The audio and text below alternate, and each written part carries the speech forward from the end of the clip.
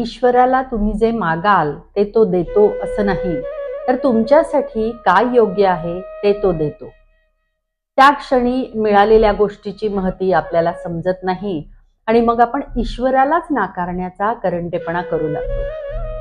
नमस्कार, मी अपर्णा कुलकर्णी आणि आज आपण गीतेतला द्वितीय अध्याय समजून घेणार आहोत, जो सांख्य योग आहे. अगदी प्रथम आपण सांख्य योग म्हणजे काय ते समजून घेऊ. सांख्य म्हणजे ज्ञान, समज, समजून घेणे, कळणं. आता कळणं आणि समजणं यातही फरक आहे बरं का. एखादी गोष्ट आपल्याला कळली म्हणजे ती समजली असं होत नाही. जे कळलं ते सत्य आहे की असत्य, शाश्वत आहे की क्षणभंगूर, हे तटस्थ भावनेने समजतं तेव्हा खऱ्या अर्थाने ती गोष्ट आपल्याला समजते. जसं शरीर हे नष्ट होणार आहे पण आत्मा कधीही नष्ट होत नाही, हे समजणं. अजून एक अर्थ म्हणजे सांख्य म्हणजे संख्या. जसं काही लोक म्हणतात की तो एक आहे, निर्गुण, निराकार आहे, तो ब्रह्म आहे आणि तोच निर्मितीचा कारक आहे, जो स्वयंभू आहे. पण सांख्ययोग म्हणतो तो एकमेव नाही, तर त्याच्याबरोबर शक्तीही आहे, म्हणजे ते दोघे आहेत.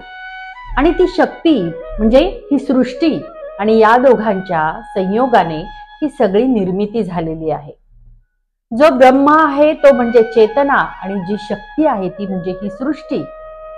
आता या सृष्टीचे 3 गुण आहेत, एक सत्व, दुसरा रज आणि तिसरा तम.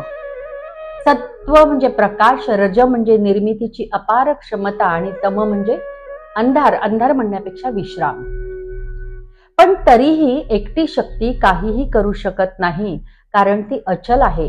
पण ब्रह्मची चेतना शक्तीला मिळाली तर निर्मिती होत राहणार आहे.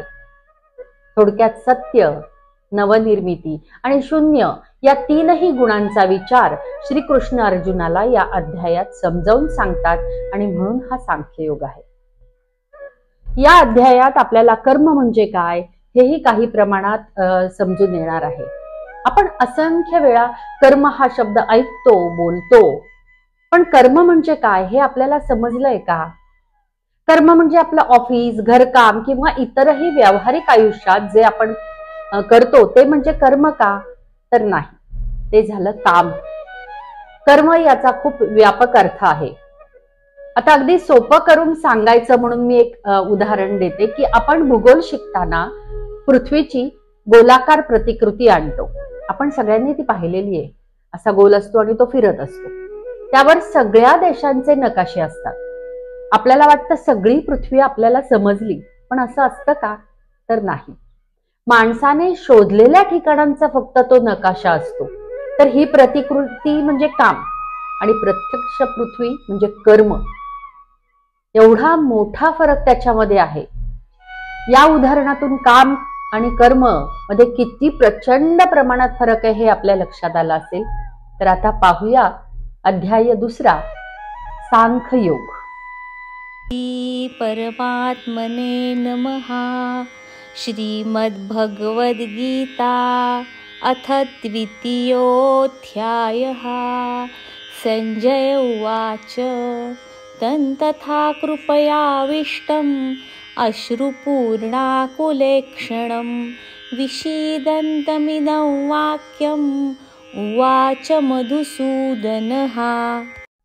संजय म्हणाले, अशा रीतीने करुणेने व्याप्त, ज्याचे डोळे आसवांनी भरलेले व व्याकुळ दिसत आहेत, अशा शोक करणाऱ्या अर्जुनाला भगवान मधुसूदन असे म्हणाले. कारण भगवान श्रीकृष्ण अर्जुनाला समजून सांगण्याच्या भूमिकेत आहेत आणि ते त्याला समजून सांगतायत. त्याची ही अवस्था त्यांना समजतीये आणि त्यामुळे ते त्याला अगदी लहान मुलाला जसं समजून सांगावं तसं समजून सांगत आहेत. श्री भगवान उवाच. कुतस्त्वाकश्मलमिदं विषमे समुपस्थितम् अनार्यजुष्टमस्वर्ग्यम् अकीर्तिकरमर्जुन.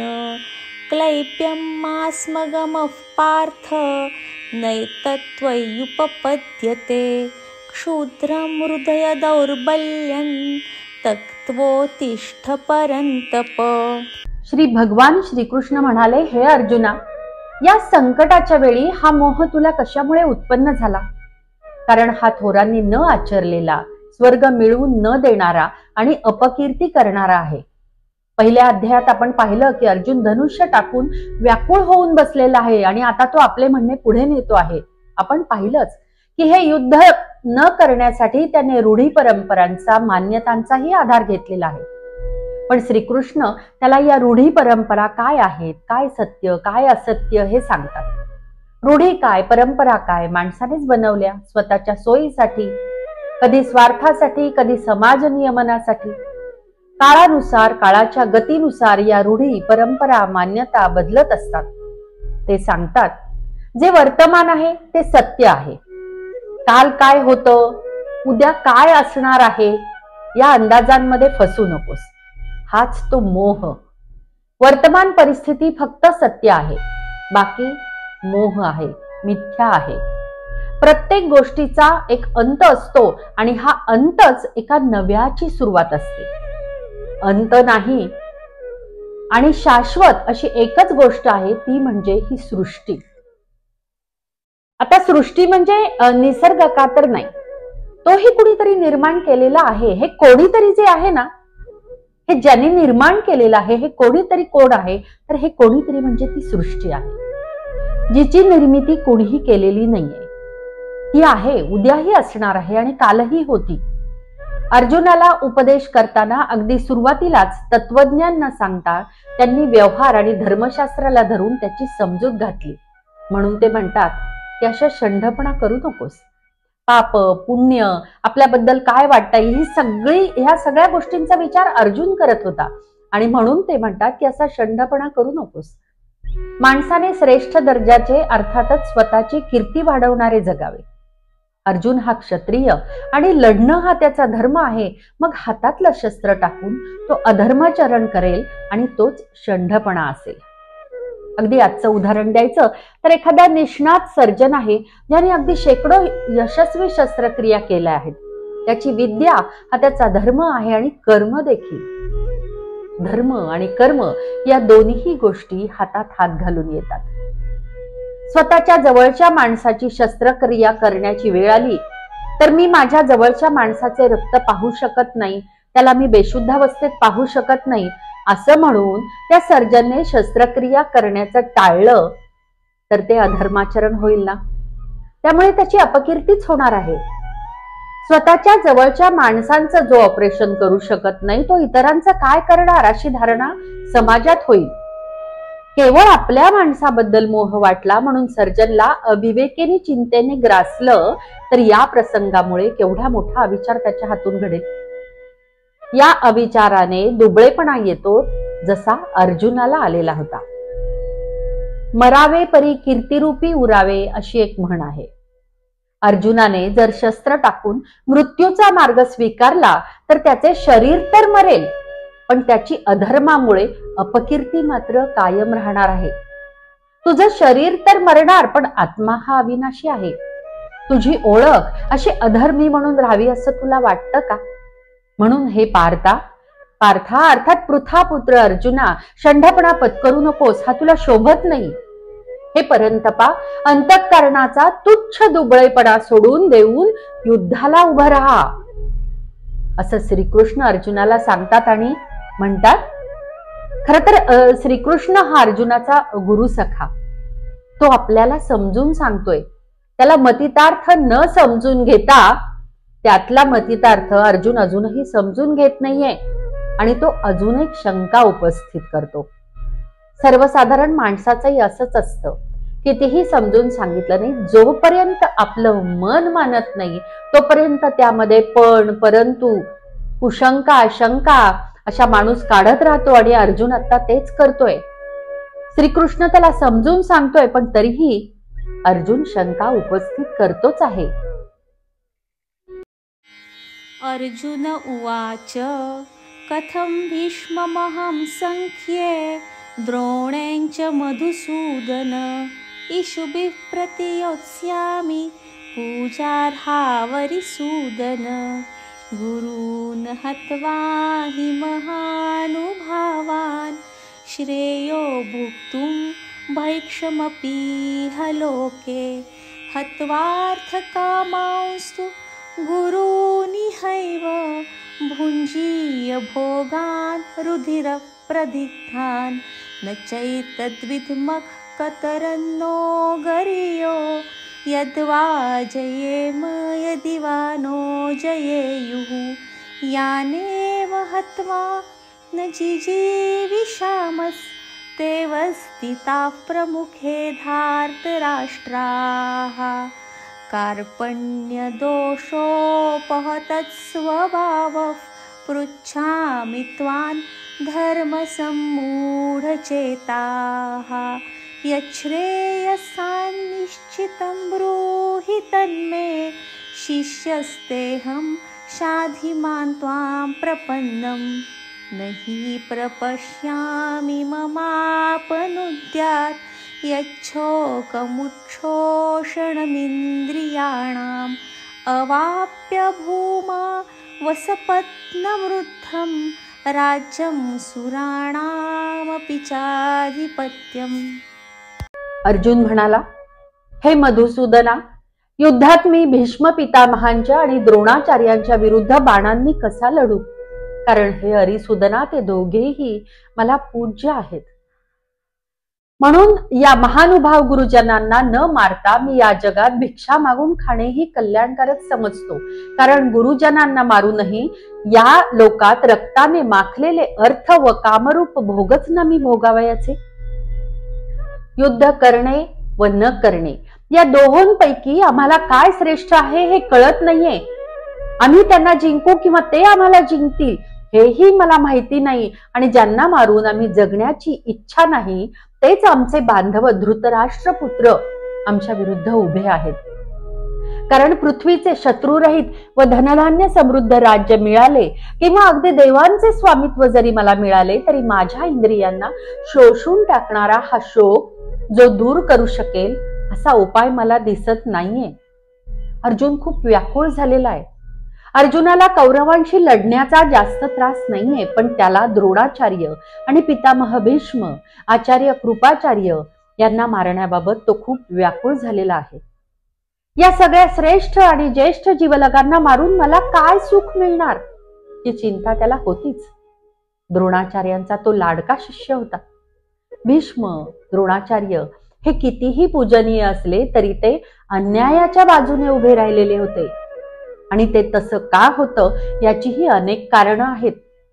पण ते अन्यायाच्या बाजूने उभे राहिले म्हणून त्यांचा प्रतिकार करणं अपेक्षित असताना अर्जुन मात्र त्यांच्यावरच्या प्रेमापोटी मोह उत्पन्न होऊन क्षत्रिय असून आणि लढाही हा स्वधर्म असूनही हातातले शस्त्र टाकायला तयार झाला होता.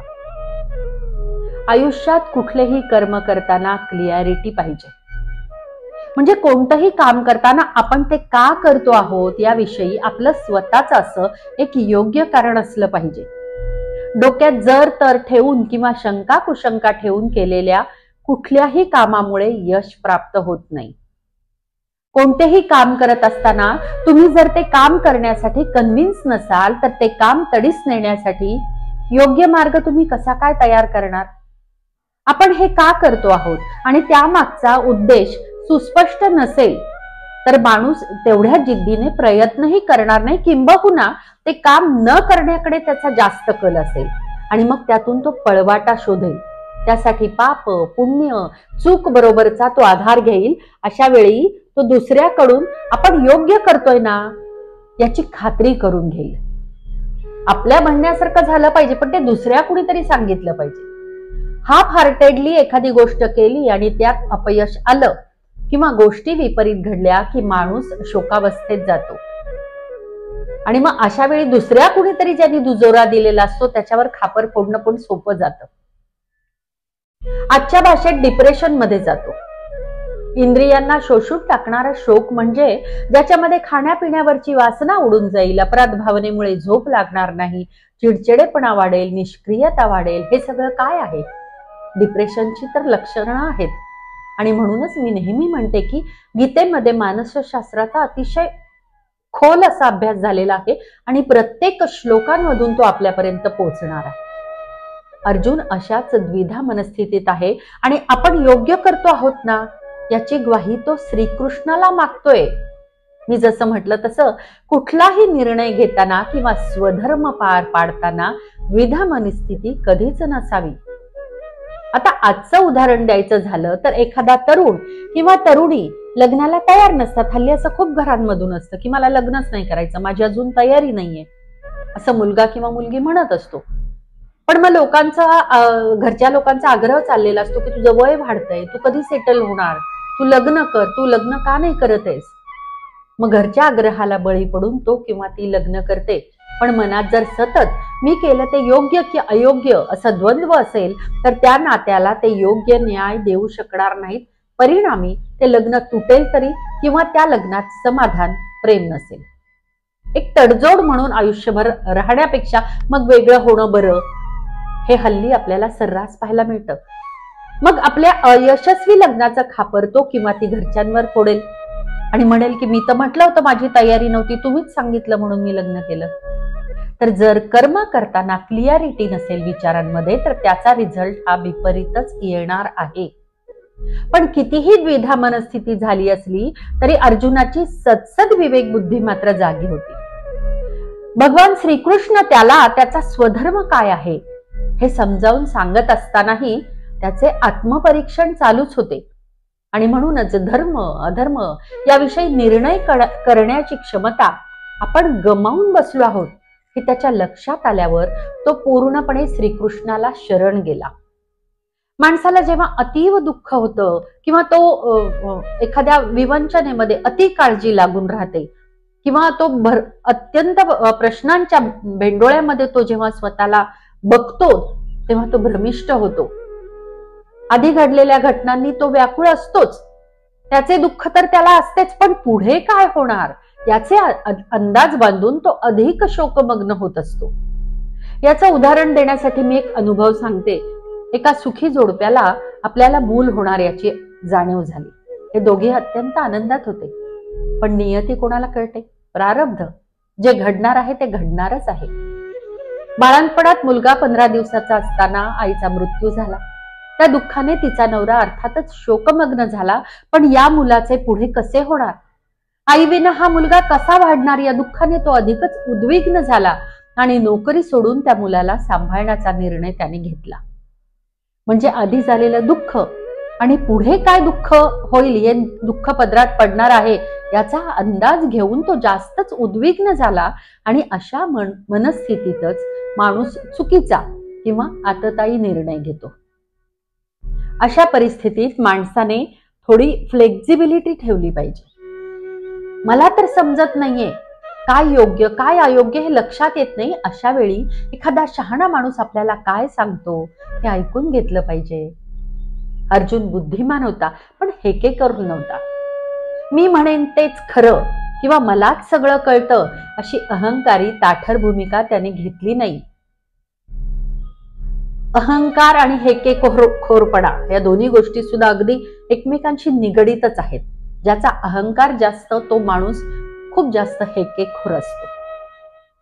तो म्हणतो करुणाव्याप्त दैन्यामुळे ज्याचा मूळ स्वभाव नाहीसा झाला आहे व धर्माचा निर्णय करण्याविषयी ज्याची बुद्धी असमर्थ आहे असा मी तुम्हाला विचारित आहे की साधन खात्रीने कल्याणकारक आहे ते साधन तुम्ही मला सांगा. कारण मी तुमचा शिष्य आहे आणि म्हणून मी तुम्हाला शरण आलेलो आहे, मला उपदेश करा.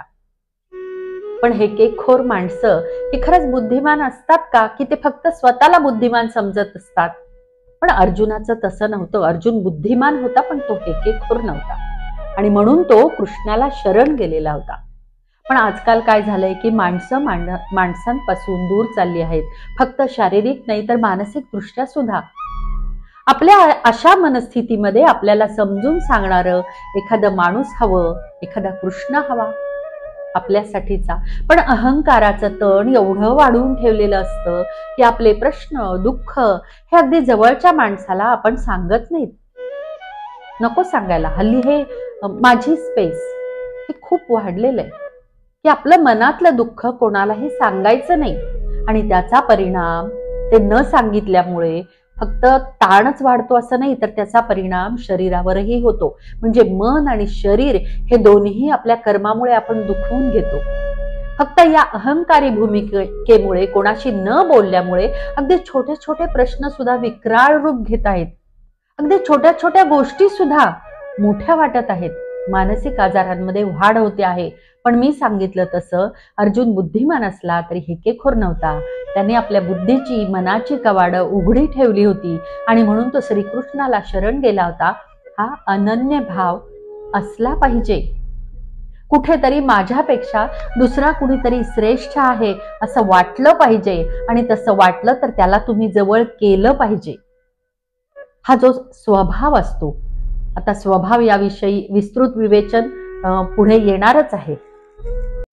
संजय उवाच एवमुक्त्वा ऋषिकेशं गुडाकेशः परन्तप न योत्स्य इति गोविन्दम् उक्त्वा तूष्णीं बभूवः तमुवाच ऋषिकेशः प्रहसन्निव भारत सेनयोरुभयोर्मध्ये विषीदन्तमिदं वचः. संजय म्हणाले, हे परंतपा अर्थात शत्रुतापना राजा, निद्रेवर ताबा असणाऱ्या अर्जुनाने अंतर्यामी श्रीकृष्णांना एवढे बोलून मी युद्ध करणार नाही असे स्पष्टपणे सांगितले व तो गप्प झाला. हे भरतवंशी धृतराष्ट्र महाराज अंतर्यामी भगवान श्रीकृष्ण दोन्ही सैन्याच्या मध्यभागी शोक करणाऱ्या त्या अर्जुनाला हसल्यासारखे करून म्हणाले. आता असं आपल्याला वाटेल की अर्जुन एवढा व्याकुळ झालेला आहे, तो शोकमग्न आहे, तो विव्हळ झालेला आहे, आपल्या लोकांना कसं मारायचं हा एवढा मोठा प्रश्न त्याच्या समोर असताना श्रीकृष्ण हसल्यासारखं का बरं करत असतील. तर श्रीकृष्णाचा अर्जुनाचा हा विषाद कसा मिथ्या आहे ते समजत होतं. आपण एखाद्या लहान निरागस मुलाच्या रडण्याकडे जसं प्रेमाने, मायेने हसून त्याला छातीशी धरू पाहतो, तसंच ते अर्जुनाकडे हसून पाहत होते आणि त्याला आपल्या छातीशी धरून त्याला ज्ञान देणार होते. ते म्हणाले,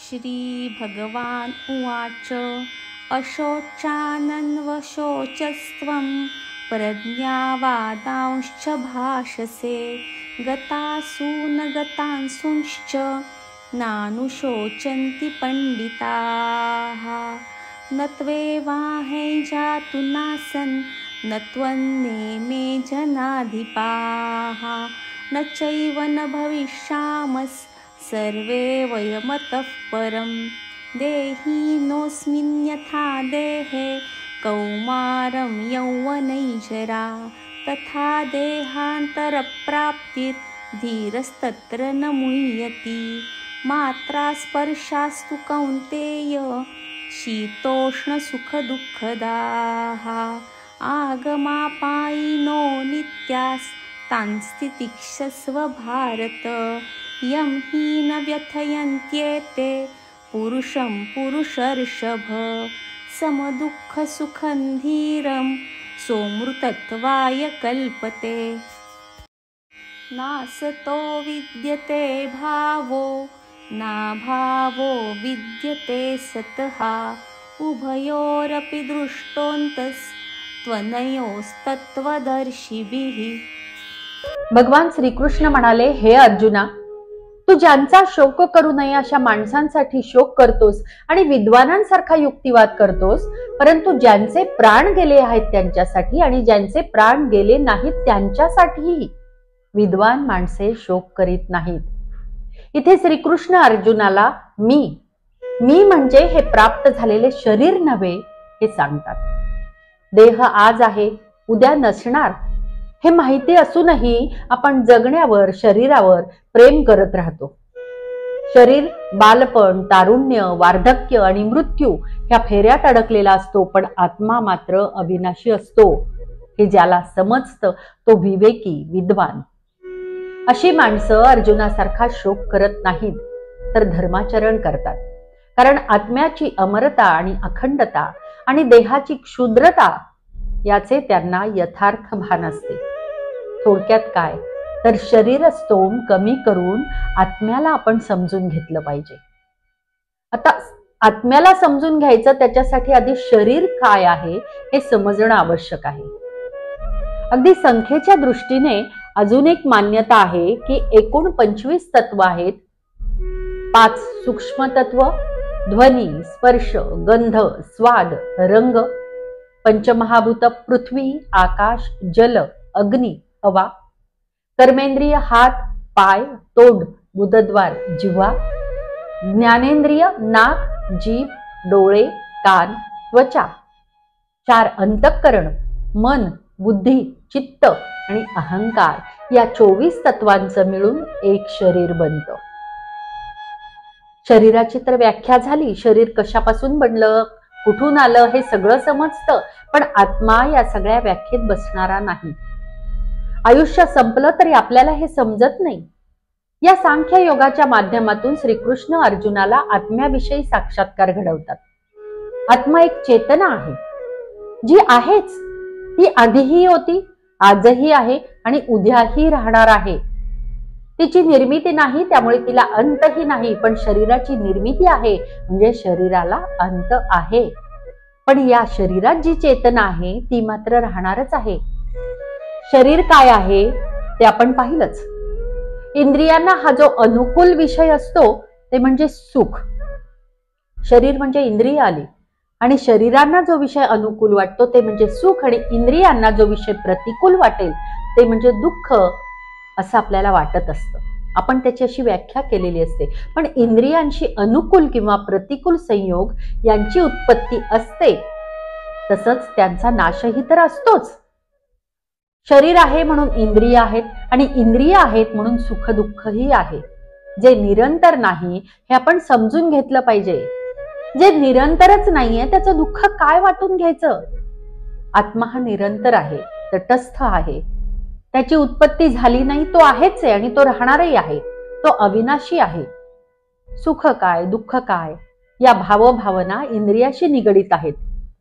सुखही नित्य नाही आणि दुःखही नित्य नाही. दुःखामुळे सुखाची चव आपल्याला कळते आणि सुखामुळे दुःखाची तीव्रता समजते. आयुष्यात सुख आणि दुःख हे सारख्याच गतीने येत असतात. आयुष्यभरात फक्त दुःख मिळालंच नाही किंवा फक्त सुखच सुख मिळालं असा माणूस सापडणार नाही. जर इंद्रिय तटस्थ असतील तर हे सुख दुःख काहीच नसेल, पण ते तसं नाहीये. इंद्रिय तटस्थ नाहीत, ती नसणारच आहेत आणि त्यामुळे आपल्या अधर्माचरणामुळे या गोष्टी घडणारच आहेत. त्यामुळे जे घडणार आहे ते सहन करावंच लागणार आहे. तसं तुला जर हा शोक झालेला आहे तर तो तुला सहन करावा लागणार आहे, तर तो तू सहन कर असं अर्जुनाला ते सांगतात. मुळात हा जो मोह उत्पन्न झालेला आहे तो कशामुळे मोह उत्पन्न होतो, तर आसक्तीमुळे. माणसाने अनासक्त झालं पाहिजे. डिटॅचमेंट हा शब्द आपण हल्ली खूपदा ऐकतो. आता डिटॅचमेंट म्हणजे काय? अनासक्ती. डिटॅचमेंट म्हणजे वैराग्य, संन्यास असा सरळ सरळ अर्थ काढला जातो, पण ते इतकं साधं सोपं नाहीये. साधं सोपं तर नाहीच आहे, पण चुकीचं पण आहे. कसं ते आपण पाहूयात. अनासक्ती हा स्वभाव आहे, मुळात तो असतो. जसा आत्मा मुळात असतो तसा तो स्वभाव आहे, तो असतो. फक्त आपण त्यापासून दूर गेलेलो असतो, त्याला कारण ही इंद्रिय. जेव्हा अनासक्ती हा स्वभाव असेल तेव्हा आपण आसक्तही होऊ शकतो आणि विरक्तीही होऊ शकतो. पण विरक्ती हा स्वभाव असेल तर आपण आसक्त नाही होऊ शकत. अनासक्ती ही पाण्यासारखी आहे. उदाहरण जर द्यायचं झालं तर ना ती खूप थंड आहे ना ती गरम आहे. पाण्याचा स्वतःचा असा एक स्वभाव असतो. ते खूप थंड नसतं ना ते खूप गरम असतं. आपण पाणी थंड केलं तर ते थंड होईल आणि गरम केलं तर ते गरम होईल. पण मुळातच पाणी जर गरम असेल तर मग आपण त्याला थंड करू शकणार नाही, कारण तो त्याचा स्वभाव झाला. पण तसं नाही. पाण्याचा एक स्वतंत्र असा स्वभाव असतो, ना ते गरम असतं ना ते थंड. त्यामुळे त्याचा दोन्ही बाजूनी प्रवास होऊ शकतो. त्यामुळे अनासक्ती हा स्वतंत्र भाव आहे. ना ती आसक्त आहे ना ती विरक्त आहे, पण या दोन्ही बाजूने तिचा प्रवास होऊ शकतो. थोडक्यात अनासक्ती मुळात आपल्यामध्ये आहे, त्यामुळे आपण आसक्त किंवा विरक्त होऊ शकतो. मग आपल्याला जर विरक्त व्हायचं असेल तर काय करावं लागेल? जिथे चेतना आहे त्याला तुम्ही आत्मा म्हणा, जीवतत्व म्हणा किंवा काहीही म्हणा, तिथे अनासक्ती आहेच. आसक्ती किंवा विरक्ती हा व्यवहार आहे आणि अनासक्ती हा स्वभाव आहे. स्वभाव मध्ये यातला हा जो स्व आहे ना, तो काढून टाकायचा, मग फक्त भाव राहील. स्वभावाचा व्यापक अर्थ आहे प्रकृती. ही अनासक्ती मूळ स्वभाव असल्याने ती आपल्यात आहे आणि जे मुळातच आहे त्याची निर्मिती आपण कशी काय करणार. म्हणजे आपण जेव्हा म्हणतो ना की मला डिटॅच व्हायचंय, डिटॅचमेंट हवी आहे, तर ही तसं नाही होऊ शकत. काय होऊ शकतं तर तुम्ही एखाद्या गोष्टीपासून विरक्त होऊ शकता, एखाद्या गोष्टीबद्दल आसक्त होऊ शकता. पण विरक्ती असते तर कशाबद्दल हवी, तर आपल्याला आसक्ती काय किंवा विरक्ती ही कशाबद्दल वाटली पाहिजे, तर वस्तूंबद्दल, माणसांबद्दल, परिस्थितीबद्दल, आयुष्याबद्दल. जेव्हा हे काहीच नसेल तेव्हा आपण आसक्तही नसू आणि विरक्तही नसू, पण अनासक्ती मात्र असणारच आहे. त्यात स्व आहे. आता स्वला काढून टाकायचं म्हणजे कसं, ही किती अवघड गोष्ट आहे ना. पण म्हटलं तर तितकी अवघड पण नाहीये. आता आपण जेव्हा गाढ झोपतो तेव्हा स्व असतो, पण आपल्याला आसक्तीही नसते आणि विरक्तीही नसते. हा जो तटस्थ भाव आहे ना, तो आणायचा. आता अजून एक उदाहरण मी देते. अभिनेता चित्रपटात काम करताना त्याच्या वाट्याला आलेल्या सगळ्या भूमिका तो समर्थपणे वठवतो. ते काम जिवंत व्हावं म्हणून तो भावनिक दृष्ट्याही त्यात गुंतलेला असतो, पण म्हणून त्या भावना तो आजन्म नाही ठेवत. आपण सुद्धा एक प्रकारचे अभिनेतेच आहोत. आपलं आयुष्य हा एक चित्रपट आहे आणि त्याने आपली भूमिका आपल्यासाठी ठरवून ठेवलेली आहे. ती आपल्या वाट्याला आलेली जी भूमिका आहे ती समरसतेने तटस्थपणे आपण निभवायची आलेली आहे. दुःख आलं तर हा एक प्रसंग आहे असं समजून तेच आयुष्यभर दुःखाला कुरवाळत न राहता तो प्रसंग संपला, कट म्हणायचं आणि सोडून द्यायचं. ही डिटॅचमेंट. आपलं जे कर्म आहे ते स्वधर्माला अनुसरून असावं आणि हे करताना आपल्या भावभावनामध्ये येऊ द्यायच्या नाही. जे मिळालं ते आणि जे नाही मिळालं ते, ही त्याची कृपा हे समजून स्वीकारायचं. आपण निमित्त मात्र आहोत आणि आपलं शरीर म्हणजे आपण फक्त नाही आहोत. हे शरीर फक्त जे आहे ना ते म्हणजे आपण नाही आहोत, हेही लक्षात घेतलं पाहिजे. तर त्याही पलीकडचे जे चैतन्य आहे, जे सर्वव्यापी आहे, जे तुझ्यात आहे, जे माझ्यात आहे, जे सर्व चराचरात आहे, ते सत्य, बाकी सगळं मिथ्या, हे समजून घेतलं पाहिजे. ज्यामुळे इंद्रियांवर अर्थातच ताबा राहणार. जेव्हा हे सत्य आपण अगदी मनापासून समजून घेऊ तेव्हा अनासक्ती, विरक्ती येण्यासाठी किंवा अनासक्ती होण्यासाठी आपल्याला मदत होणार आहे. आता स्वधर्म म्हणजे काय, स्वधर्माचरण करायचं म्हणजे काय करायचं. मुळात आपला धर्म कोण ठरवतं, तर धर्म याची इथे पण खूप मोठी व्यापक अशी व्याख्या आहे. तर आपला धर्म आपला जन्म ठरवतो. आपण ज्या माता पित्यांच्या पोटी जन्मलो त्यांची सेवा करण्याचा धर्म जन्मजात आपल्याला मिळतो. ज्या समाजात, ज्या भागात आपण राहतो त्या समाजाची सेवा करण्याचा धर्म आपल्याला जन्माने मिळतो. आपण ज्या देशात जन्मतो त्या देशाची सेवा करण्याचा धर्म आपल्याला जन्मजात मिळतो. असा जन्मजात आपल्याला स्वधर्म प्राप्त होत असतो. त्यासाठी आपले स्वतःचे असे काहीही योगदान नाहीये, कारण आपण कुठे जन्माला यायचं हे आपण नाही ठरवू शकत, ते तो ठरवत असतो. इतक्या सहजतेने स्वधर्म आपल्याला मिळालेला असतो आणि ते आपल्याला मग त्यामुळे कधी कधी कळत नाही, कारण तो इतका सहज आहे. आपण ज्या गोष्टींसाठी कष्ट करतो, मेहनत करतो किंवा एखादी गोष्ट प्राप्त व्हावी म्हणून झगडतो, तेव्हा ते मिळाल्यानंतर आपल्याला त्यातलं सुख दुःख हे सगळे भावभावना आपल्याला येतात आणि त्याबद्दलची ती अप्राप्य गोष्टींबद्दलचं एक खूप जास्त कुतूहल असतं, उत्सुकता असते. पण स्वधर्म तर जन्मानुसारच तुम्हाला मिळालेला आहे आणि त्याच्यामुळे त्याच्याबद्दल तेवढी औत्सुक्य किंवा एक ज्याला आपण म्हणू की कुतूहल किंवा त्याबद्दलची जाणीव आपल्याला नसते. आता स्वधर्म मधला स्व म्हणजे मी, हे शरीर असते. प्रत्येक ठिकाणी स्वची व्याख्या खूप वेगवेगळी आहे. स्वधर्म जेव्हा आपण म्हणतो तेव्हा मात्र ह्या स्वची व्याख्या म्हणजे मी हे शरीर आहे आणि त्यामुळे स्वधर्माचे आचरण करताना अनेक प्रकारचे मोह आड येतात. अगदी आजचं उदाहरण द्यायचं झालं तर देशाच्या रक्षण यंत्रणेमध्ये रक्षा यंत्रणेमध्ये एखादा माणूस असतो, वरच्या हुद्द्यावर असतो. हनी ट्रॅप मध्ये अडकून किंवा पैशाच्या लोभानेही त्याच्याकडून काही माहिती लीक होते. आता हे खूप अधर्माचरण झालं, खूपच मोठं अधर्माचरण. हे सुरक्षेच्या संबंधित असल्यामुळे हे उदाहरण दिलं, पण अर्जुनाशी निगडीत असल्यामुळे मी हे उदाहरण दिलं, पण म्हणजे युद्धासंदर्भात असल्यामुळे. पण अगदी रोजच्या आयुष्यातलं उदाहरण जर द्यायचं झालं तर उद्या परीक्षा आहे, त्यामुळे आज मी अभ्यास करणं अपेक्षित आहे, कारण ते माझं कर्म असणार आहे, तो माझा स्वधर्म आहे. पण मला गेम खेळावासा वाटतोय, मला बाहेर जावंसं वाटतंय, मला सिनेमा पाहावासा वाटतोय, मला खूप काही खावंसं वाटतं आणि नंतर झोपावंसं वाटतंय, तर हा झाला मोह. हेही अधर्माचरणाचंच उदाहरण आहे बरं का. फळ काय मिळेल त्याचा विचार नाही करायचा, पण कर्माचा विचार सोडायचा नाही. परीक्षेच्या वेळेस मला मार्क किती मिळतील ह्याचाच जर विचार करत बसलं तर मार्क पडणार आहेत का, अभ्यास होणार आहे का. म्हणून फळाची अपेक्षा नाही ठेवायची, पण म्हणून अभ्यास करायचा सोडायचा नाहीये. इथे फक्त मी म्हणजे माझं शरीर याचाच विचार झालेला आहे, आत्म्याचा नाही. मन, बुद्धी, चित्त किंवा अहंकार यातली एक गोष्ट जरी भ्रष्ट झाली ना तर अधर्म होतोच. यातूनच भ्रष्ट व्यवस्था, गुंडगिरी, अनिती, मानसिक दुर्बलता उदयास येते. शेवटी मोक्ष म्हणजे काय? आपल्या हिंदू धर्मामध्ये, सनातन धर्मामध्ये स्वर्गापेक्षाही मोक्षाला जास्त महत्व दिलेलं आहे. मोक्ष म्हणजे काय?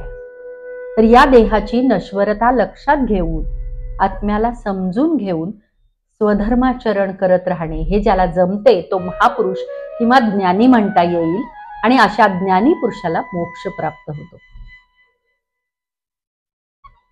अगदी मोक्ष मिळाला नाही तरी हा देह जन्म मृत्यूच्या अखंड फेऱ्यात अडकणार आहे, हे आपण समजून घेतलं पाहिजे. म्हणून मोक्ष मिळणं महत्वाचं. मोक्ष मिळणं म्हणजे काय? तर ह्या जन्मातच आपलं काम, जे विहित काम आहे ते आपण केलं, स्वधर्मचरण करून केलं, तर आपल्याला जर मोक्ष मिळाला तर पुढच्या जन्मी पुन्हा आपण कुठला धर्म शरीर आपल्याला मिळणार आहे हे आपल्याला माहिती नाही, आणि ह्या जन्म मृत्यूच्या फेऱ्यामध्ये आपण अखंड अडकत राहणार आहोत.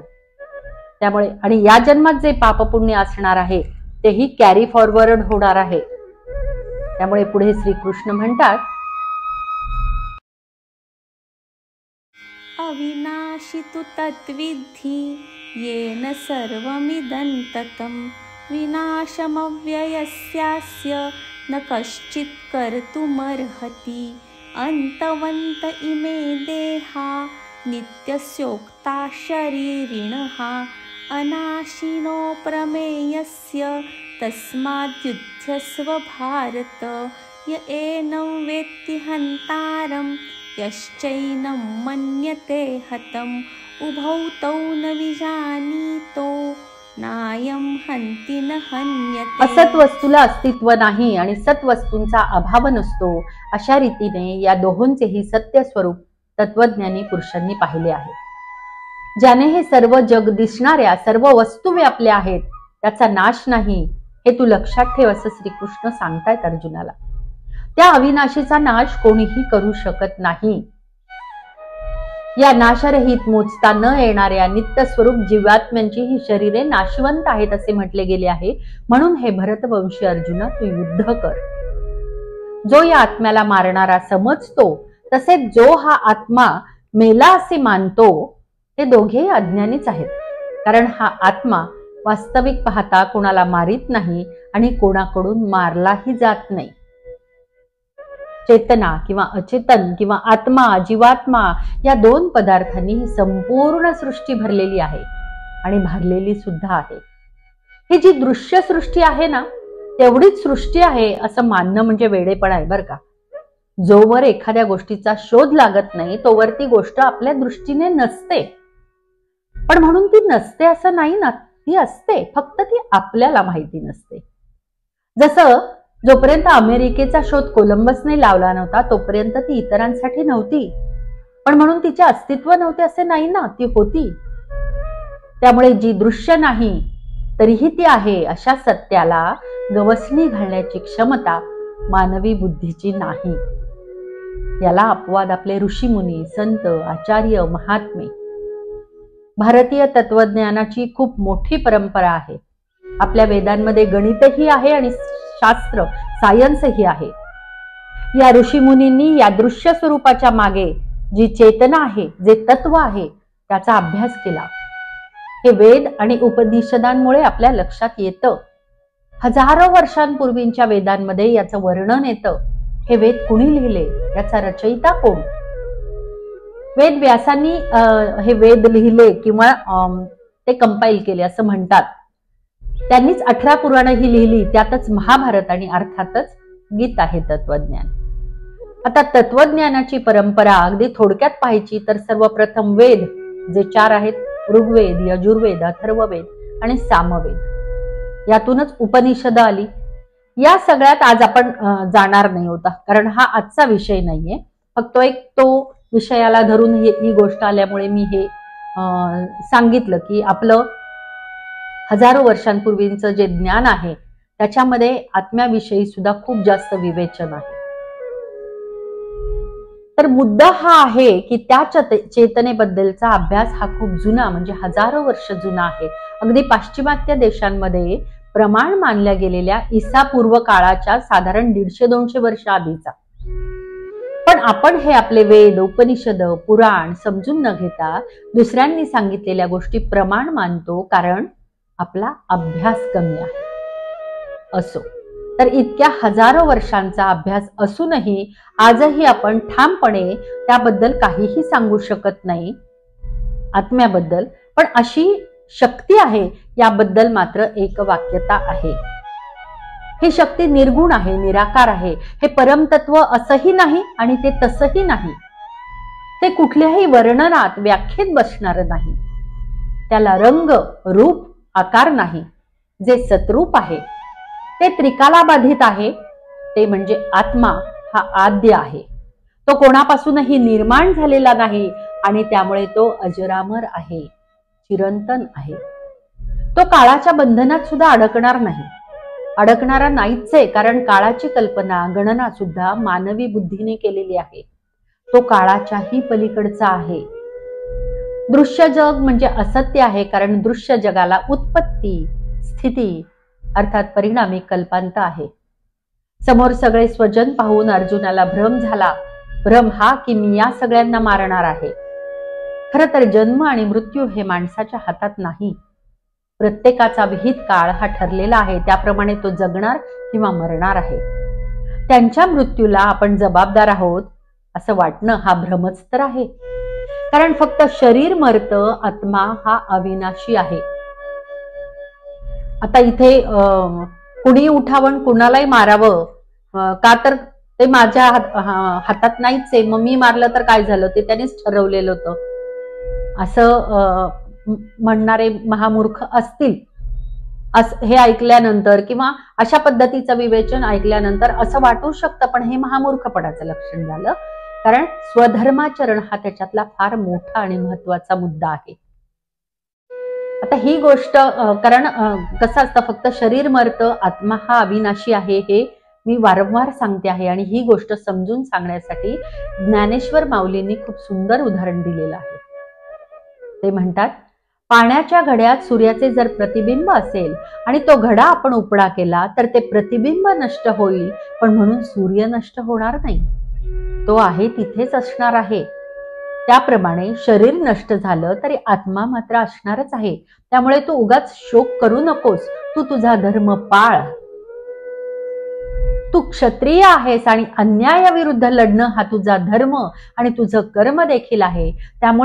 त्यामुळे हा जो भ्रम झाला आहे तो तू सोड. असा हा प्रत्येकाने भ्रम करून घ्यायचा आणि प्रत्येकाने सोडायचा असं इथे नाहीये. स्वधर्माचरण, स्वधर्म आणि स्वकर्म या दोन्ही गोष्टी इथे फार महत्वाच्या आहेत. आता भ्रम सुद्धा अनेक प्रकारचे असतात. एक असतो दृष्टीभ्रम. याचं उदाहरण द्यायचं झालं तर दूरवर पडलेल्या दोरीला पाहून तो साप आहे असं वाटणं, किंवा मृगजळ हे सुद्धा दृष्टीभ्रमाचं उदाहरण आहे. एक असतो श्रवणभ्रम, ज्यामुळे सरळ बोलण्याचे वाकडे अर्थ काढले जातात. थोडक्यात इंद्रियांना भ्रम निर्माण होतो आणि या सगळ्यात महत्वाचा म्हणजे मतिभ्रम.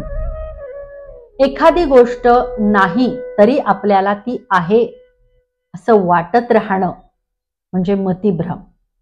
आजकाल तर हा भ्रम जाणीवपूर्वक पसरवला जातोय, ज्याला सोप्या भाषेत नरेटिव्ह सेट करणं असं म्हणतात. अगदी आजचं उदाहरण अशासाठी दिलं की मतिभ्रम अतिशय योग्य प्रमाणे समजेल. मानवतावादी विचारांच्या आपण अतिरेकी आहारी जातो की एखाद्या अतिरेक्याबद्दल सुद्धा सहानुभूती वाटून त्याच्याबद्दल मोर्चे निघतात. हे झालं अधर्माचरण आणि मतिभ्रम. असाच मतिभ्रम अर्जुनालाही झाला. त्यावेळी कृष्ण म्हणतात, युद्ध जिंकलास तर राज्य भोगशील आणि रणांगणावर वीरमरण पत्करलेस तर मोक्ष मिळेल. आज आपण दुसऱ्या अध्यायातले 1 ते 19 श्लोक आणि त्याचा अर्थ पाहिला. पुन्हा भेटू पुढच्या भागात राहिलेले श्लोक आणि त्याचा अर्थ घेऊन मी येईन. कृष्णार्पणमस्तु. माझा हा अर्थ तुम्हाला जर आवडत असेल तर हे भाग लाईक करायला आणि माझं चॅनल सबस्क्राईब करायला विसरू नका. आणि हे भाग जे आहेत ते तुम्ही जास्तीत जास्त फॉरवर्ड करा, जेणेकरून भगवद्गीतेबद्दल जे गैरसमज आहेत लोकांना साध्या सोप्या भाषेत समजून सांगण्याचा हा मी प्रयत्न केलेला आहे. त्यामुळे जास्तीत जास्त लोकांपर्यंत तुम्ही ते फॉरवर्ड करा अशी मी विनंती करते.